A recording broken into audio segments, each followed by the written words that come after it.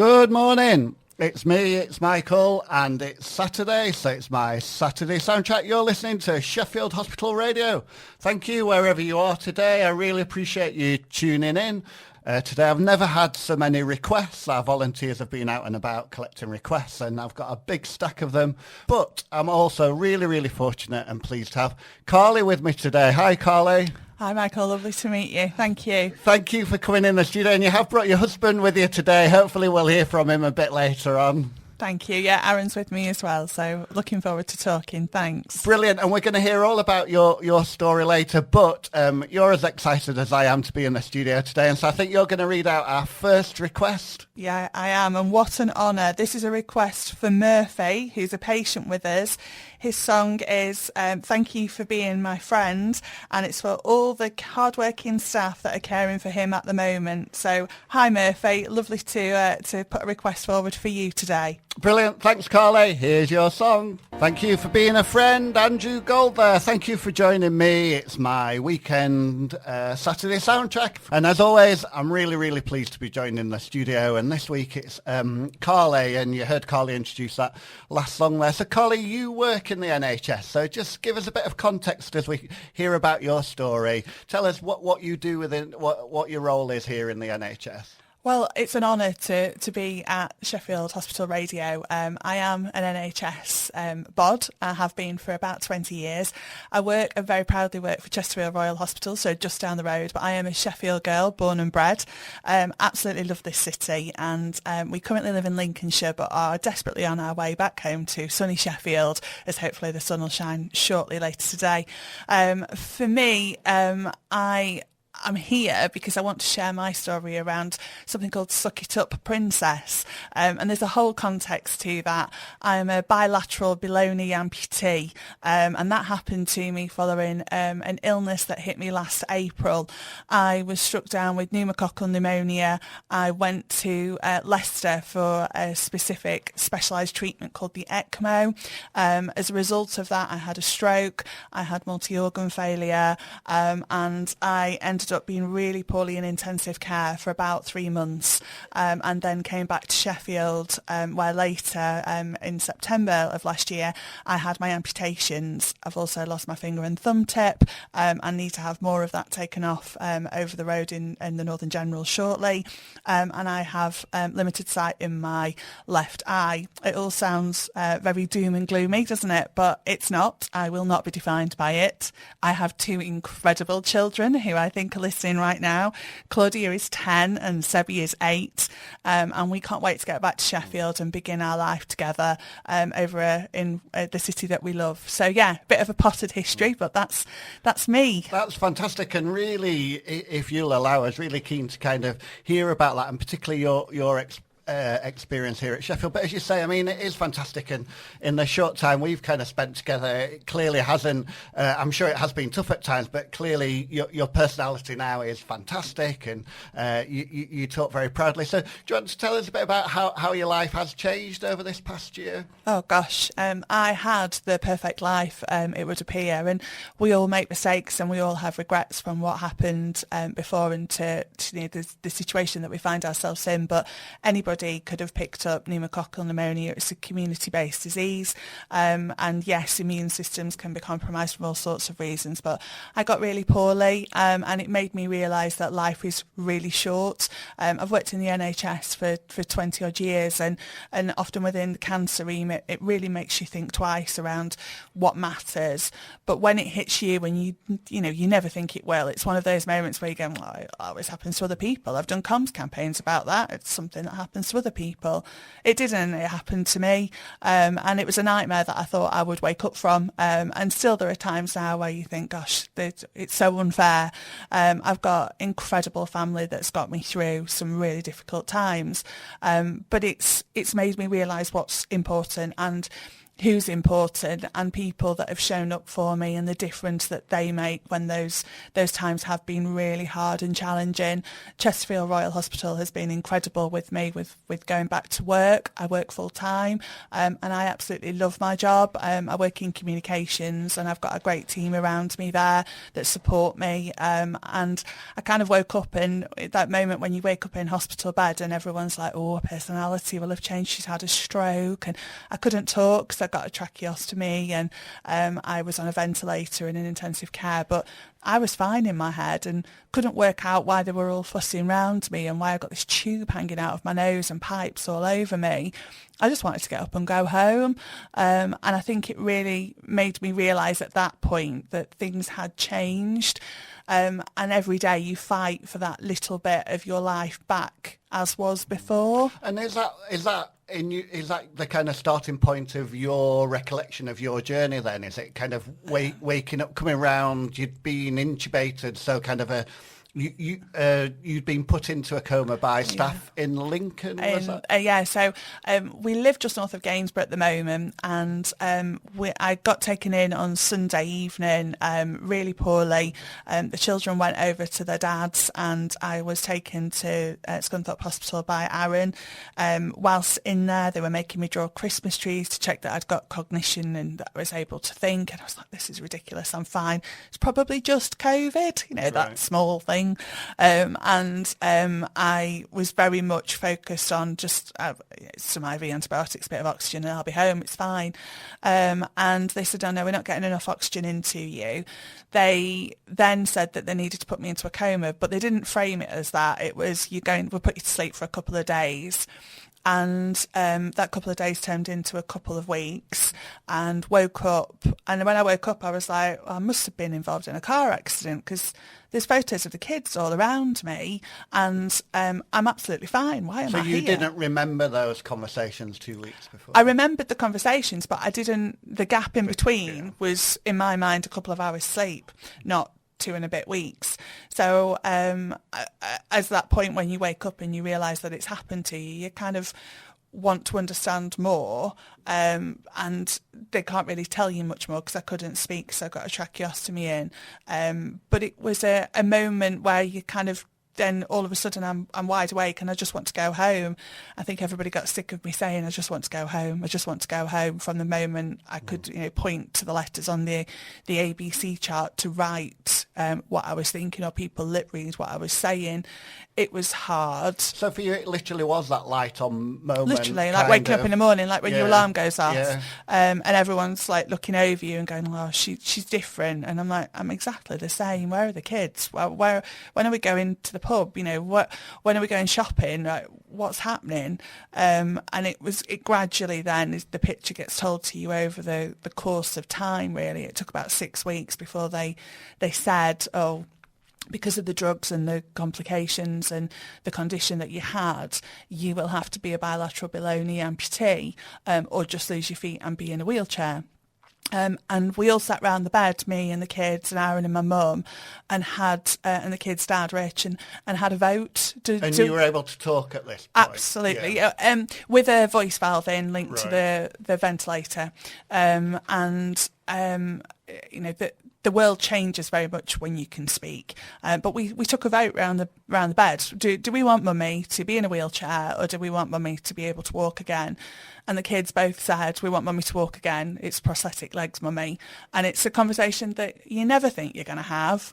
But we had it. Mummy did it, and we had the operation in September. Wow. I got my prosthetics on Halloween, and I've been walking around on them ever since. I wear them from 6 in the morning till 10 at night, and I'm grateful for them. I want high heels next, and we want to be climbing up Manjaro next year. So they're kind of some missions that we've got. Yeah. Great. Well, let's come back to that because I think this song is probably picked for that very reason, is it not? Do you want to tell us a bit about this song? And I'm keen to hear more about the vote, if that's okay. And I just think that's amazing to kind of real indication of, I'm assuming, kind of strength within your family and trust and things like that. But yeah, tell us about this song. So I'll come back to that because that the Suck It Up Princess vibe is something that I'd really like to expand on after this. But this song is Titanium, David Guetta, and this will make a few people out there smile because I am now 20% fully titanium with my legs. But if you really listen to the lyrics, you don't stand back, you stand up and you get counted and you keep going and you're not touchable. And I get upset at that point. But yeah, I hope you enjoy it. Thank you, Karlie. I'm sure we will. Here's David Guetta, Titanium. Gosh, that is a powerful song, Karlie, and I can see absolutely why it means so much. So you were telling us before that song about kind of through the journey. So let's go back to that point, the kind of the democratic conversation in the family. So how long into your journey was that? How you'd been in Lincoln critical care all that time? So I got taken down in an ambulance when they put me to sleep at Scunthorpe. I was taken to Leicester for Glenfield because they had the ECMO there. I was given a 5% chance of survival and my family were told 5 times that I wouldn't make it. I did, I'm here, sod off. I'm not meant to say that, sorry. And I did, I made it. And I remember waking up and was poorly for a number of weeks, but I didn't feel poorly. I felt absolutely fine. My children will remember me falling asleep with them on the phone, watching them every night on FaceTime because of the drugs, I'll be honest, but I felt absolutely fine. And when the conversation came about my feet, they'd wrapped my feet in bandages because of the blood flow that couldn't get to them as a result of the drugs and the ECMO and the stroke and multi-organ failure and all the other things. And I don't wear socks, never liked socks, the irony of it now. And they said, oh, you can either have your feet taken and be a permanent wheelchair user, or you can have an amputation, be a double below knee amputee, and have prosthetic legs. And the kids all sat around the bed on one Saturday morning with a McDonald's breakfast and the kids' dad and Aaron and my mum, and we had the conversation and I said, they've said this. And don't get me wrong, the first time the consultant comes up to you and says it's going to have to happen, I wasn't this. Well, that's a Hobson's choice and a half. Yeah, well. So I wasn't as put together, let's put it that way. But we had a vote. What do you vote? And the kids had the casting vote, and they said, we want Mummy to be up and running and back to normal. So they were really, really clear. Absolutely. And do you know what? If they're listening now, they need to know how proud I am of them. They're both top of their class and they're both the most resilient, caring, kind, capable, intelligent children that have shown more resilience. And again, trying not to get emotional, but they have shown more resilience this last year than you'd expect a person to have in a lifetime. And I'm their mummy. And I'm so proud. Claudia will be cringing at this point, but I'm so proud. And to have that pragmatic conversation about what happens to Mummy, I wish it on nobody. But for the people that are watching from hospital, listening from hospital beds now, my key message for them is keep going, you've got it, because they all thought that I'd only got 5% and was told 5 times that I hadn't. You've got something to fight for, you are needed, you are here for a reason, and you've got to keep going even when you don't want to. And that's kind of where Suck It Up Princess comes from. So whilst in my hospital bed, and this is pre or post amputation? This is pre, this is Leicester. Right. So, and it's much more intense, obviously in intensive care, but it is a much more intensive experience, and they needed to put a new chest drain in me. And that is indeed torture for anybody that's experienced that. My heart goes out to you. I had it in a hospital bed, and the morphine doesn't even come close to taking the edge off the pain. And whilst I had my chest drain, it was a really traumatic experience. And following that, I said to the consultant, I never want that ever again. And she said, okay, we'll put that on your thing. You don't have to have that ever again. You'll die, but, you know, it's your choice. And I went, well, clearly I'm not going to die. I've come this far. I've got 2 children, fine, but we need to do it differently. And the world changes when you've got a voice, and that's something I want to come back to. But she said, OK, so sometimes you've just got to suck it up, princess.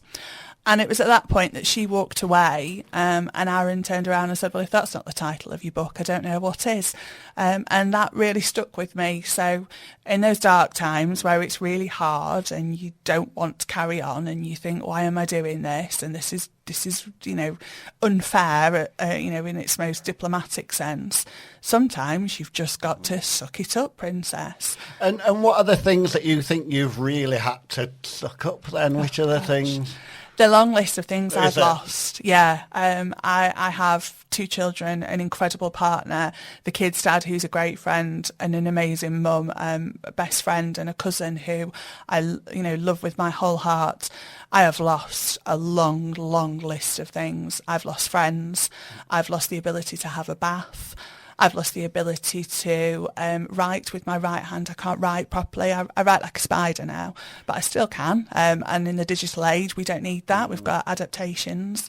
I've lost so much, things that you take for granted. The ability to squeeze shampoo out of a bottle, the ability to ring your best friend to tell her what's happened. I've lost it. But I have also decided what's important, and I really focus on that, and I'm here for my family and for my little people, and like I say, I want to make a difference in the world as part of that. And so Halloween last year, was that a turning point for good, for bad? You can say that's when you got your new... Do you name your legs? I don't know. No, I didn't. Okay. I didn't. There was a couple of people that wanted to, and I get that, that's quite fun, but it wasn't for me. I will not be defined by what's happened to me. It's funny that I still feel a bit odd parking in a disabled bay with a blue badge. I am not disabled in my mind. It's a personal choice. It's a personal piece about who I am. But I'm not disabled. I don't have 2 legs below the knee, missing finger and thumb, eye, all the rest of it. But no, I'm Karlie. I'm exactly the same. Lost lots, but hopefully we'll move on to develop and to improve my life. But I think... I'm so sorry, I forgot your question, Michael. Just in terms of rambling. That, not Saturday morning ramble. It's not. No, just in terms of that kind of getting your legs and kind of working with it. How was that? So I had the operation on the 24th of September. The day before, the physio came out to me. One of Sheffield's finest, Pete. Can't recommend him enough if you were to be in the world's worst situation. He's an incredible human and has the patience of a saint. And Pete came to see me the day before I had my op, and I said, right, as soon as possible, I want to be back on them. He was like, shall we just see? No, we want to be back on. Like, so I'm doing this for a reason. Let's crack on. And he came the day after, and we were moving all over the bed trying to do physio and stuff. And then I got my blow-up legs, where they put you in these giant, like, lilo legs before you can go on your prosthetics. And that was a week or so later. It was probably less than a week. So that was the Wednesday I had the op, and the Monday that I went in the blow-up legs, and I was walking for the first time, which felt incredible. I'd not been upright since April. So that was in September. I kept coming back a couple of times a week to use the blow-up legs. I can't remember what they're officially called. But and then from that, I got my new legs on Halloween. It was really emotional. It was really emotional to stand and give Aaron a hug, and to be upright in the world. And it made me appreciate the difference that some people treat those in wheelchairs and with disabilities, and also what the real meaning of be kind is. So that happened on Halloween. And we continued with physio, and I went back to work in mid-February, and have been trying every day to go a little bit further, a little bit faster, and be a little bit stronger. Amazing, and we'll keep hearing about that journey. I'm really keen to hear more. But you've got another request from us, I know. Is that okay to read that out for one of our patients? It is. This is my new favourite thing, by the way. You're never going to get rid of me. This is from Ken, who's a patient. Ken has requested "It's a Beautiful Morning" from the Young Rascals, and that's for his lovely wife, who he loves very dearly, Margaret. So morning to Ken and Margaret. This is for you. Karlie, you were talking kind of earlier on about being in hospital and, the kind of differences about having a voice and when you couldn't speak, or being laid down and being upright and things. But I imagine as an NHS, as a kind of a healthcare worker, it must be different being on the other side of it. How was that? What things would you take back and kind of play back for our staff listening? I think it's so important to, that thing that we keep telling people around treat and care how you would for your friends and family and your loved ones. I can't emphasise how important that is. I think that there's something around, and I've often described it as we talk about check your privilege, but in this context, my view of check your privilege is actually all day, every day. When I was at work, I was surrounded by people that were of the same level in terms of career progression and direction of travel and where they were and their demographics. Lots of variation and diversity within that, but my privilege was that I had that opportunity to be around that and had those opportunities presented to me. When I was laid in a hospital bed, unable to speak and unable to move, it very much sharpens your mind as to how we expect our colleagues at the front line to make sense of the thousands of messages that we send from communications perspective, and what we expect them to do with it. I remember being laid in the intensive care bed thinking, I've not consented. I've done full campaigns on this. Everybody should know what consent is. Nope, it's what's in the best interest of patient. No one really explains that until you're in that moment. Well, we've put you on this mattress because it's a special mattress that's going to stop bed sores. Didn't stop bed sores. It hurt. And those sheets that we use to pull people up the bed, ooh. Now, they don't hurt if you're trying them out whilst wearing a nurse's uniform and training for them. I'm sure they don't.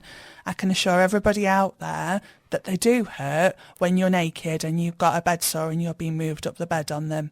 And I think that's the bit that I would really urge all NHS professionals, whether it be board table or at ward level, to really think through the difference between, well, the training programme says this and I've got to do this because it's a health and safety issue.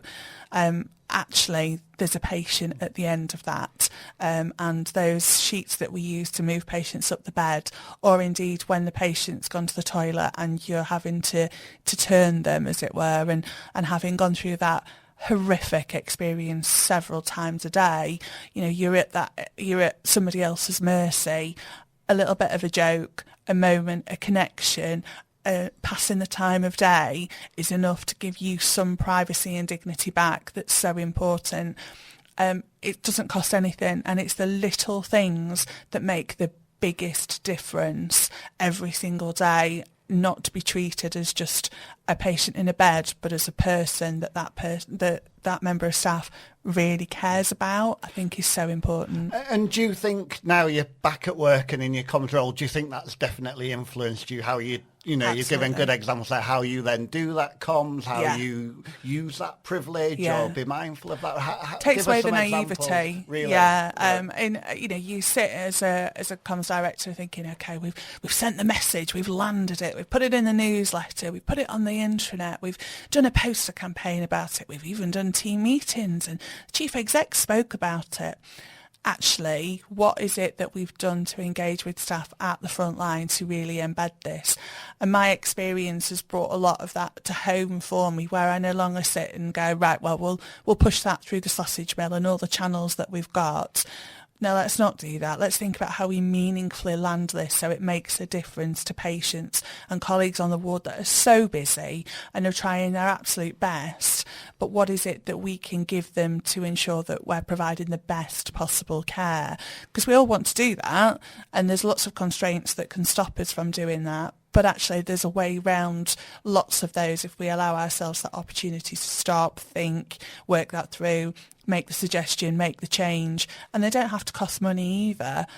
So it's different from, sat around a board table going, absolutely, we need to live our values, to being laid in a hospital bed going, actually, I'm not sure that is compassion. And that's a difficult one for anybody to experience, but it's certainly enriched how I now go through my career and challenge and offer opportunity around what I've experienced to hopefully make that better for patients now. So I think that's really important for us all. And you mentioned, was it Pete earlier, the physio? So you obviously came across some fantastic staff, Fusion. What was it, do you think, that made them so fantastic? I presume it was some of those elements you've touched on there, was it? Yeah. Absolutely. You can tell. And, I woke up in intensive care and sadly fully aware and, aware of everything that was going on around me, what was said. It was incredibly boring. I go at 1,000 miles an hour, or did previously through life, and to have to not be able to move and to be laid in a bed whilst your brain's still operating is really quite challenging. You notice everything, or I did. And those moments of people caring really mattered. Pete was an absolute brilliant, just cool, calm, collected physio that was so specialised in his field but knew and had experienced lots of prosthetic patients before and had worked with amputees for a number of years. But it's everybody from the tea lady, the catering staff that bring you your jacket potato and she's put extra cheese on it because we need to fatten you up, to the consultants that once you can speak, and that's that voice bit, once you can speak, realise that you want to engage on the technicalities, you want to know what's happening and why. Now, not every patient does, but that's why we're in healthcare, to provide that tailored care to the individual, that personalised experience to them when we can, recognising all the constraints. But there are some really special people that Sheffield has got, and I thank them every day for the care that I continue to receive. That's great. Thank you. And that's a fantastic link into, so you're getting fantastic at this, to our next song, because I think this is someone else who's seen some of that great care around and about for our patients. It is. This is for Nigel. He's a support worker, and he's requested a song for the staff on Firth 7 for a great birthday present. And we're going to go with I Was Here, Beyonce, which is really powerful for me as a song. So I hope you enjoy it, Nigel, and for all the staff on Firth 7. Thank you. Brilliant. Thank you. Right, we're rocketing fast towards the news. It's been absolutely fantastic with Karlie here this morning. We've got a brilliant song to play before the news, but before we get there, Karlie, your daughter's picked this song, and it is an amazing song, so we're going to try and get through this segment without at least me crying. So just tell us a bit, just how fantastic your family have been over this past year. You'll get me crying straight away. Claudia is 10 years old, going on 21. She has got beautiful long golden hair and is the most intelligent, bright, funny, caring, kind human that I am lucky enough to call my daughter. And for Seb, I will be saying more about that after the news when it's your song, sweetheart. But Claudia has chosen this song, I think, because she absolutely loves it, but she also sang it at Young Voices. Now, I've done Young Voices with Claudia 3 times now. We've been lucky enough to go, once in Sheffield and twice when we've been over in Lincolnshire. And that girl can sing, and she never stops dancing. You know, an X Factor where they say they never stop singing and they never stop dancing. That's what I'll be saying about Claudia. She belongs to be on a West End stage and probably will be for her career in the future.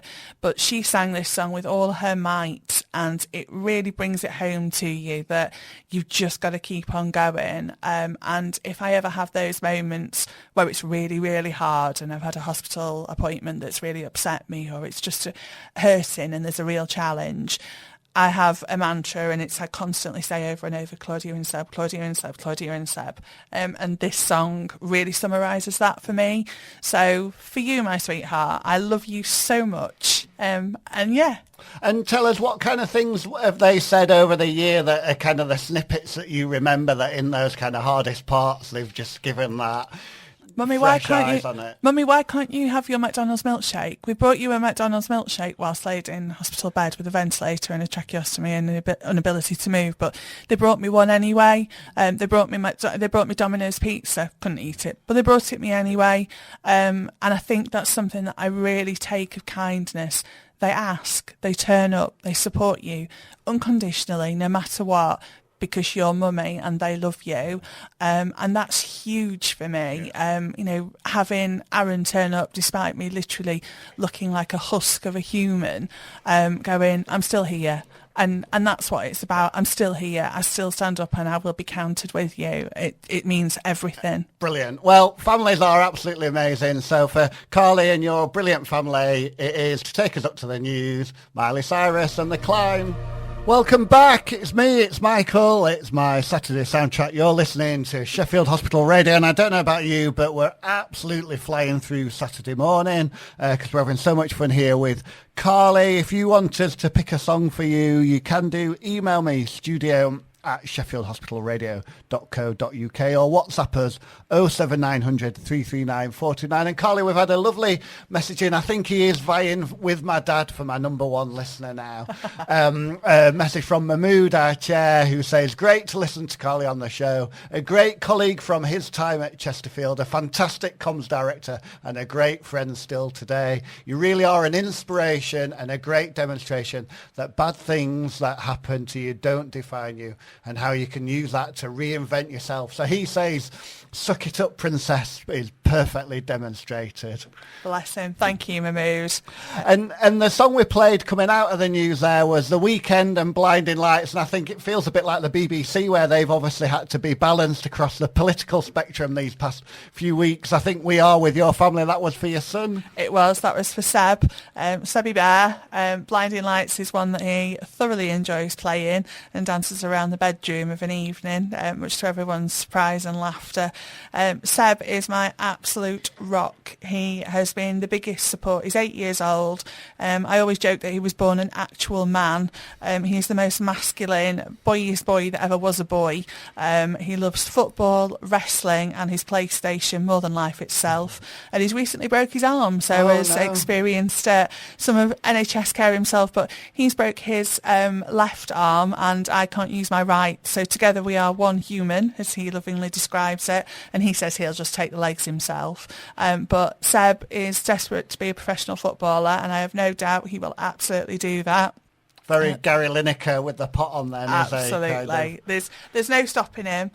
He is incredibly bright, doing really, really well at school and had an exceptional parents' evening.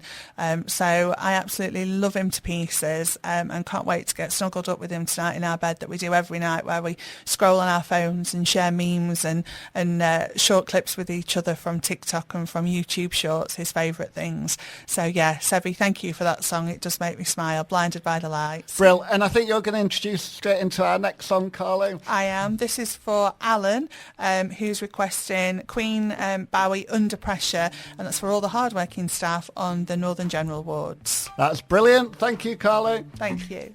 Under Pressure there. Right, I'm here with Karlie. Now, Karlie, I mean, it's clearly been, you say it's almost a year, just a year and a week, so it's kind of very much kind of a year. So it's clearly been a tough year. So looking back now, what's your kind of reflections on what have you discovered about yourself in that year that you weren't expecting to?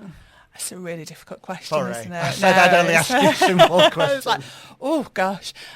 What's your favourite flavour of ice cream? Well, yeah, that's an easy one. I think, and it's chocolate, but I think I've learnt so much around what's important to me, and that you just have to live for the moment and really do concentrate on that. And we often talk about, be kind, live for the moment, seize the day, and all those other mantras that are kind of written on the back of notebooks and across social media memes, and they're great, but actually there is a lot to be said for that, and I think I've realised what's important and why, and spending time with the people that I love and the people that mean the world to me is something that I will absolutely hold on to. I think not being defined by what's happened is a big lesson for me. I'm determined to claim back, fight for, get back my life that was, and to develop that into a new life and move forward with that. Now that's not easy. We lovingly describe it in our house as having a few mentee bees, a few mental breakdowns where I, have got upset, unsurprisingly, and they call it grief, grieving for what was. They're things that really do resonate and hit quite hard on some days when you are used to running downstairs to get some milk from the shop at work so that you can make a brew for everybody, and you can't do that in the same way. But I will not be defeated. And I think that's where Suck It Up Princess comes in as well, because there's a resilience and a stubbornness to me that means I will not let this define or shape who I am. And I'm determined to make the most of it. My goal is that when Claudia and Seb get to my age, when they're old, as they'll imagine it to be, that they'll go, well, do you know what? That happened to my mum when she got to, when I got to this age, and she didn't just lay down and take it. She got up and she carried on, and it hurt, and she struggled some days, and she cried at night when, she'd been tired with DOMS, but she went back to work and she carried on, and she was the same person. In fact, she was probably a bit better because she knew what mattered. And it's people, no matter what you're going through, or, how many needles they're putting in you, or how many chest strains you've got to have, or how many MRI scans and all those horrible things that are going on right now in the hospital. You're going through that and you will come out the other side, and it is going to be okay. Not to everybody, not all the time, and not everyone's lucky to have all the things, but there are people out there that are there for you and will look after you and care for you and care about you, and that matters. So appreciate the little things, I think, is one of the big things that I take from it, because the little things matter. When he brings you a cup of tea in the morning now because you can't get downstairs, that's a little thing. It matters, and you never would have thought that before. So yeah, what are the little things that matter to you then, Michael? Gosh, now you're putting me on the thing. You made me smile when you said about the tea in bed, because I do take my wife a cup of tea in bed, so hopefully she knows that. I think it is, and I think that's why I found it very emotional when you were saying earlier about your family, because I think for me it is about family. I've got a son and daughter, slightly older than yours, but they are your kind of world, and me and my wife kind of joking that, well, we must have done something right, when they're great we take credit for it, when they're not it's either their fault or, and I'm sure they're listening, the grandparents' fault. We'll blame them, we'll work out which family line it's come down. But I think it is those kind of things, and I presume, and maybe is that it for you, like you say, you take it for granted, because I don't sit and think, gosh, what would it be like if I was in your shoes? Yeah. Like, kind of how would you do it? So I suppose there is something around that. And so what were the things, how did you come to terms with that then? How did you? I don't know if I have yet. Really? I don't know if I ever will, if I'll ever accept it. I still sometimes hope that it's a nightmare and I'll wake up from it. Right. I'd love to get back in a time machine. I'd do anything to get my legs back. Obviously within reason, but I'd still do anything to get my legs back. And I think that's something that I'm still really trying to get my head around what that means. I have the fantastic option and support that Sheffield Teaching Hospitals has put in place for me for additional support around counselling and around a newfangled trauma process called EMDR, which shout out to the counsellors that are supporting me through that, and the psychologists, should I say, that are supporting me through that, because that way of processing that trauma means that those memories that come up, I'm lucky I don't get flashbacks, I don't have any of those horrible things that many people do, but I do have intrusive memory, and that's something that I think when you're given the support and you reach out is so important. So yeah, I think they're really important things for us all to consider. Great. I want to come back and hear a bit more, maybe some of those things about what gave you hope, and kind of what do you still look in the mirror and kind of say, suck it up, princess. I'm keen to come back and hear a bit more now. But the next song is another Sia song, Chandelier, for any particular reason, this one? I go through life literally swinging from the chandelier, and this will not stop me. This is you're never going to stop me. I'm not, you will have to kill me first. And this is what this is about. Fantastic. Thanks, Karlie. Thank you. Welcome back, Karlie. We were just, if we can, pick up where we were before. So clearly the Suck It Up Princess is kind of really important to you, and it is a lovely phrase, and I can absolutely, maybe I can't, maybe that's wrong of me to say that, but hear how you use that through this past year. But how are you still using that now? What are those moments where you're looking in the mirror, kind of telling yourself, suck it up, princess, or maybe Aaron's saying it to you? He does say it to me very regularly, yeah. Do you say it to him? Yeah, also very regularly. Luckily, we were so strong before this happened as a couple, and this has happened, and it's a good job we were, because I don't know many people that would go through what we've gone through and still laugh about it and cry about it and scream and shout and throw tantrums about it. But yeah, it's really changed my image, my personal image, and I think that's really important. I'm female, obviously. I'm massively into fashion and design, and was really aware of what I looked like: hair, makeup, nails, shoes. It was a running joke when I worked at Nottingham hospitals that you used to know when I was walking down the corridor because I was wearing clippy heels, and that was who I was. I lost lots of weight. I wasn't very well, and lost that weight kind of around the time that I got poorly, and had some incredible clothes, and only now am I having to go back through the wardrobe and throw all those clothes out because they won't fit anymore because I've put weight on since this has happened. And you look in the mirror and, have I got good legs? Have I got good legs enough to wear the shorts? The whole thing about just wear the damn shorts. And I was like, before, I would have worn them, probably been a bit self-conscious. But now I stand there and I don't have legs below my knees.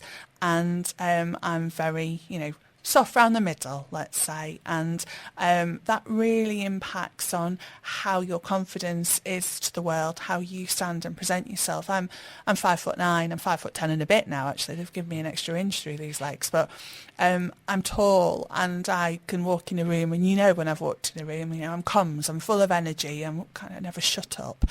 Aaron will probably vouch for that, but I think when this happens to you and it changes literally how you look in the mirror. I had a stroke, but it only impacted on my hand.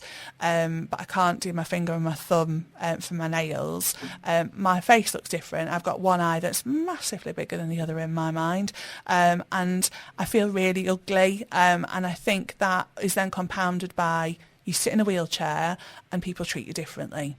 And we probably say we don't, but we do. There are a lot of people out there that are in a wheelchair that will experience that too.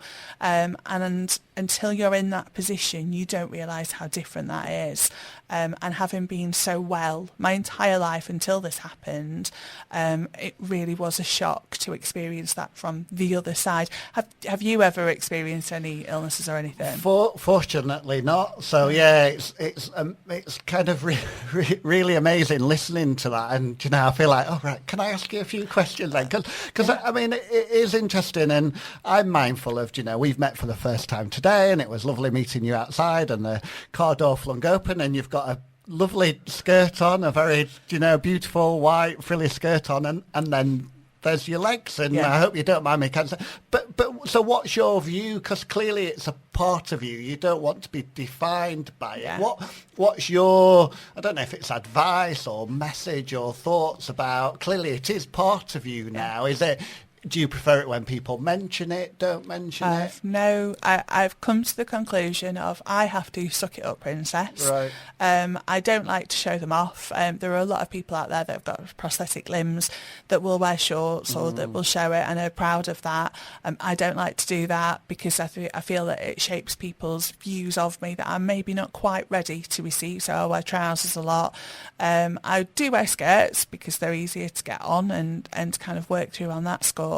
But it's an interesting one, isn't it, that you you try not to be shallow. I will not be defined by it. But actually, image is really important, and self-image does impact on our confidence.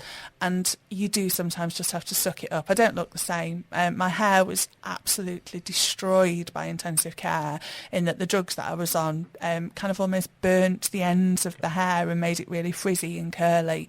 I've got short, dark hair, and I have had to cut it off. My mum was a hairdresser, bless her, and we've desperately tried to claw that back, and eventually it will grow out and I will hopefully get some of my original hair back. But it really shaped my confidence, and there are times where you do just have to walk through the main entrance of Chesterfield Royal Hospital to get your lunch and go, I'm okay. People might stare and double take at having legs that they might see under the bottom of my skirt, but I'm okay, I'm here, and I've got 2 children that I'm doing this for. So I'm going to go back upstairs, I'm going to make a difference, I'm going to try really hard, and I'm going to do something at work that matters. So what is it that I can do to translate that negativity into something that will make a difference to somebody else? How can I make it count? Because it's not just going to be me moaning about it. It's going to be me probably moaning about it, but then doing something about it.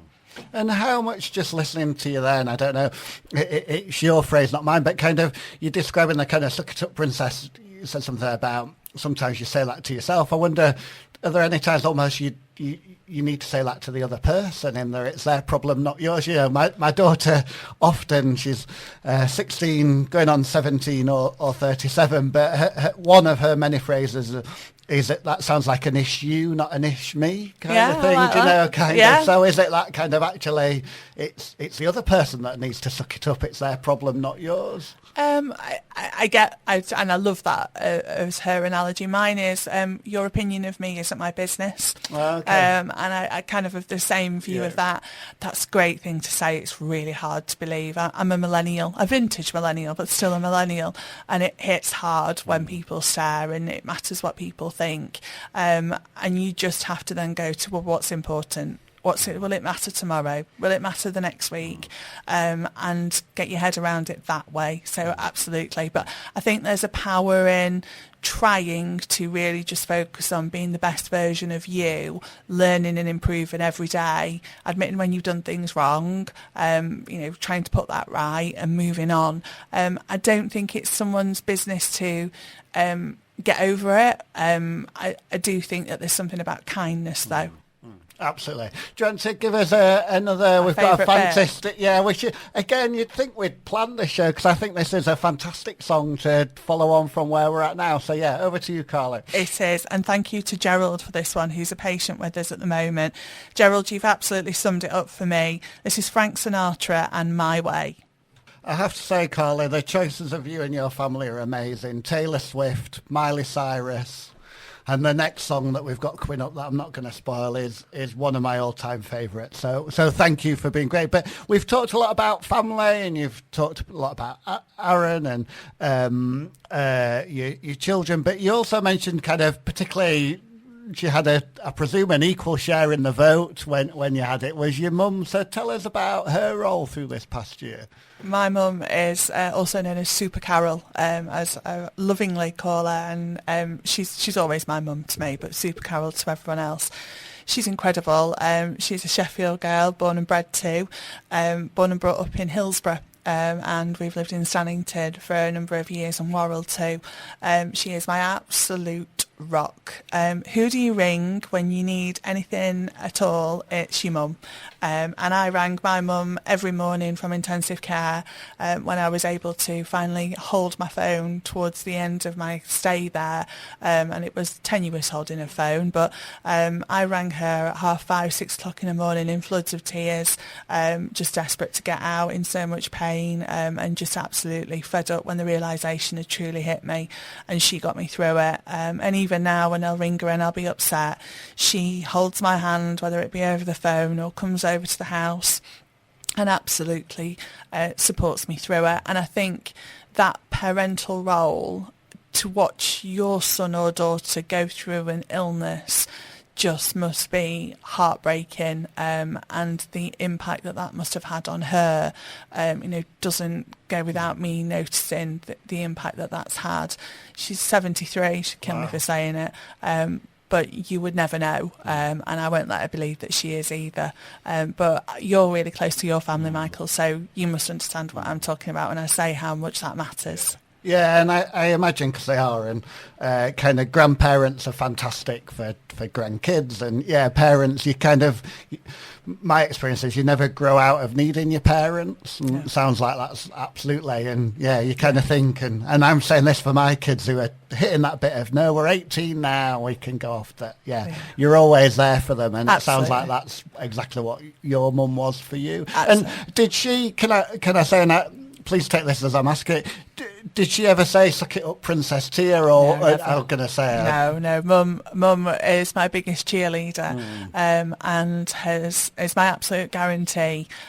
We are a unique and very special relationship. If you saw us walking around Meadow Hall together, and the way that I speak to her sometimes, I think you'd raise your eyebrows, because I say as I find, especially with my mum, and we are 100% authentic and genuine with each other, and she is a very special person to me and to the world. I'm so proud of her and who she is and what she's achieved.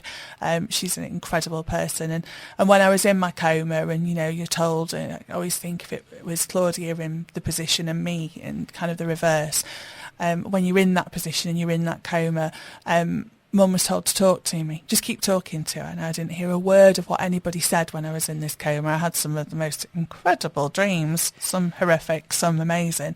And do you think that's what your mum was feeding you? Probably. That? And this song is what Mum sang to me when I was in the coma, and now whenever it comes on in shops or supermarkets or on the radio, both Aaron and my mum and I all have a bit of a tear remembering what we've come through and still going through and will go through for the rest of my life. So before we play it, because your mum sounds amazing, but she's absolutely gone even more up in my estimation now. So we'll not give what this song is, but I'm being really generous. But so this is a 73-year-old woman singing this song, knowing this song. I mean, why do you think she picked this song? I mean, that's fantastic. She loves the radio. You wouldn't believe she's 72. She's incredibly glamorous, and she loves her fashion and her makeup and her music, and she's just what I'd call just incredibly normal, down to earth, Sheffield woman, just gets on with stuff. And she would have done anything to have brought me back round. And if she thought that this song would have done that, that's why she did it. And I can imagine that she was probably at the end of her tether when she was doing it as well. So she held on. And I think because she did, I did. Okay, go on. I mean, this is going to be so special then. So tell us the song, and we'll play it for you. And sorry, your mum's name? Carol. Carol. So for you and Carol. For my cousin Laura, who was also there and came down to the hospital while I was there, and for Aaron, who still asks me to turn this off when it comes on the radio, this is Pink Pony Club. Not a dry eye in the studio there. That was amazing. So lovely song. So where you're at now, so you're comms director at Chesterfield. How's that been, getting back into work? I am. They've been incredibly supportive. The team and everyone going back to work has been fantastic. My goal is to make a difference, and I absolutely love my job and doing that every day. I think where now, what next is continually trying to be better and trying to improve and trying to develop, taking all the opportunities that I possibly can, looking into the future, what that holds, who knows, and I think this really teaches you who knows, but whatever it is, I'm open to new challenges, new opportunities, and making the most out of what's put in front of me or what I can put in front of myself. And do you think you want different things out of work now? Do you approach work, go to work in a different way, or is it back in the groove as it was before? I try and add more value through the experience that I've had and sharing what that means and making that difference every day. And it's as simple as just keep trying and go hard and do the very, very best that I can. Amazing. And that absolutely comes across. So, penultimate song. My daughter's going to like this one. She's playing a lot of this guy after his Coachella appearance. She keeps telling me about. Absolutely. So is mine, actually. So this is Justin Bieber One Time, and this is for Kirby. Well, Karlie, I feel like an X Factor finalist. That's been such a roller coaster. That's been an amazing 2 hours. It's been absolutely lovely to meet you. You're so inspirational, so joyful. Absolutely hear kind of your love for your family, and you kind of, the messages of kindness have been fantastic. So thank you ever so much for joining me. Thank you for all the listeners for the show. But before you go, Aaron sat really nicely and really quietly in the corner, but clearly he is your rock. So tell us a bit about him as you introduce our final song and wish all my listeners all the best until next week. Thank you. And isn't it important that the people that you don't think you meet are going to go on to shape your life? Oh, and I get upset after all this time, Michael. Oh, dear. God, I don't know if I can do it. Oh. He might have to come on and speak himself. Is he going to come on? No. He's like, no. Look at him. And then I'll be like, no, you're fine, Karlie. Please stop together.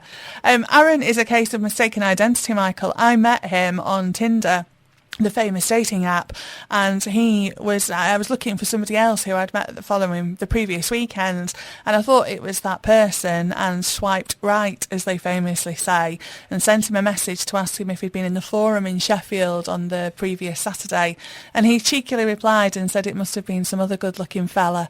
And from that moment we started chatting and went on a date, and we shouldn't have really have got talking. It was a case of mistaken identity, as I say, and that was 7 years ago, and who would have thought we would have travelled around the world and done all the things that we've done, moved house, gone through everything that we have, and then this bombshell hits us totally out of the blue, and he has stood by me. He has sat by my bed, held my hand through a coma, held my hand whilst going through some horrific procedures and some horrible experiences, and I will forever be grateful for the man that still, even now, has to pick me up to take me to the loo in the middle of the night. We still laugh, we still shout, we still do all the normal things couples do around putting the milk back in the fridge when there's only a tiny little bit in the bottom of it, or changing the loo roll and all the things. But is there dishwasher tension in your house? Yeah, he is an engineer, so it is all about the stacking of, indeed, the dishwasher. And would you believe he's now a washing expert? He's not, but he thinks he is. I absolutely love that man with my whole heart, and thank you, Aaron. Thank you. And just him being quiet in the room, and how he's looking at you now is lovely. Thank you both for being on. Thank you, everyone, for tuning in today. And we'll see you all next week. Thanks, Karlie. Thanks, Aaron. Thank you.